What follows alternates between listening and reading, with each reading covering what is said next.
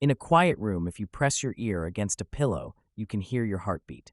As a 6-year-old kid, the muffled, rhythmic beats sounded like soft footsteps on a carpeted floor. And so as a kid almost every night, just as I was about to drift off to sleep, I would hear these footsteps and I would be ripped back to consciousness, terrified. For my entire childhood, I lived with my mother in a fairly nice neighborhood that was in a transitional phase. People of lower economic means were gradually moving in, and my mother and I were two of these people. We lived in the kind of house you see being transported in two pieces on the interstate, but my mom took good care of it. There were a lot of woods surrounding the neighborhood. I would play in and explore during the day, but at night, as things often do to a kid, they took on a more sinister feeling. This coupled with the fact that due to the nature of our house, there was a fairly large crawl space underneath. It filled my mind with imaginary monsters and inescapable scenarios, which would consume my thoughts when I was awoken by the footsteps. I told my mom about the footsteps, and she said that I was just imagining things. I persisted enough that she blasted my ears with water from a turkey baster once just to placate me, since I thought that would help. Of course it didn't. Despite all the creepiness and footsteps, the only weird thing that ever happened was that every now and then I would wake up on the bottom bunk despite having gone to sleep on the top. But this wasn't really weird since I'd sometimes get up to piss or get something to drink and could remember just going back to sleep on the bottom bunk. I'm an only child, so it didn't matter. This would happen once or twice a week, but waking up on the bottom bunk wasn't too terrifying. But one night I didn't wake up on the bottom bunk. I had heard the footsteps, but was too far gone to be woken up by them. And when I was awoken, it wasn't from the sound of footsteps or a nightmare, but because I was cold. Really cold. When I opened my eyes, I saw stars. I was in the woods. I sat up immediately and tried to figure out what was going on. I thought I was dreaming, but that didn't seem right, though neither did me being in the woods. There was a deflated pool float right in front of me, one of those ones shaped like a shark. This only added to the surreal feeling, but after a while it seemed like I just wasn't going to wake up because I wasn't asleep. I stood up to orient myself, but I didn't recognize these woods. I played in the woods by my house all the time, and so I knew them really well, but if these weren't the same woods, then how could I get out? I took a step and felt a shooting pain in my foot, which knocked me back to where I had just been laying. I had stepped on a thorn. By the light of the moon, I could see that they were everywhere. I looked at my other foot, but it was fine, and as a matter of fact, so was the rest of me. I didn't have another scratch on me, and I wasn't even that dirty. I cried for a little bit, and then stood back up. I didn't know which way to go, so I just picked a direction. I resisted the urge to call out since I wasn't sure I wanted to be found by who or what might be out there. I walked for what seemed like hours. I tried to walk in a straight line and tried to course correct when I had to take detours, but I was a kid and I was afraid. There weren't any howls or screams, and only once did I hear any noise that scared me. It sounded like a crying baby. I think now that it was just a cat, but I panicked. I ran veering in different directions to avoid big thicks of bushes and collapsed trees. And I was paying close attention to where I stepped because by that point my feet were in pretty bad shape. I paid too much attention to where I was stepping and not enough to where those steps were leading because not long after hearing the cry I saw something that filled me with a kind of despair I haven't experienced since. It was the pool float. I was only 10 feet from where I had woken up. This wasn't magic or some supernatural space bending. I was lost.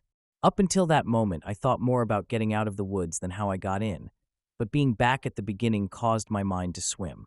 I wasn't even sure that these were my woods. I had only been hoping that they were. Had I run in a huge circle around that spot, or did I just get turned around and start making my way back? How was I going to get out? At the time, I thought the North Star was just the brightest star, and so I looked and found the brightest one and followed it. Eventually, things started to look more familiar, and when I saw the ditch, a dirt ditch my friends and I would have dirt-clawed wars in, I knew I had made it out. By that point, I was walking really slowly because my feet hurt so much, but I was so happy to be so close to home that I broke into a light jog. When I actually saw the roof of my house over a neighboring, lower-set house, I let out a light sob and ran faster. I just wanted to be home. I had already decided that I wouldn't say anything because I had no idea what I could possibly say. I would get back in the house somehow, clean up, and get in bed. My heart sunk as I rounded the corner, and my house came fully into view. Every light in the house was on.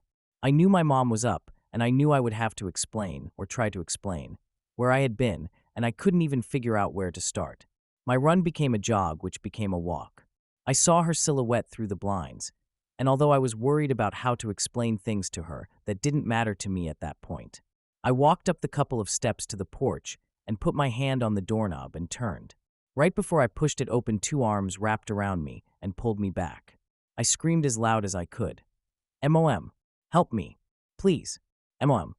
The feeling of being so close to being safe and then being physically pulled away from it filled me with a kind of dread that is, even after all these years, indescribable. The door I had been torn away from opened, and a flash of hope shot through my heart. But it wasn't my mom. It was a man, and he was enormous. I thrashed around and kicked at the shins of the person holding me while also trying to get away from the person who had just come out of my house. I was scared, but I was furious. "Let me go. Where is she? Where's my mom? What did you do to her?"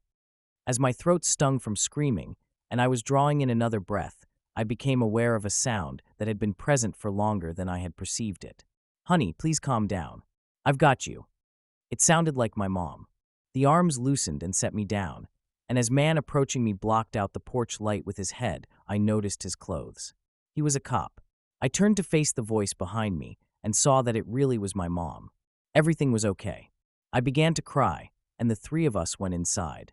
"I'm so glad you're home, sweetie. I was worried I'd never see you again." By that point, she was crying too. "I'm sorry. I don't know what happened.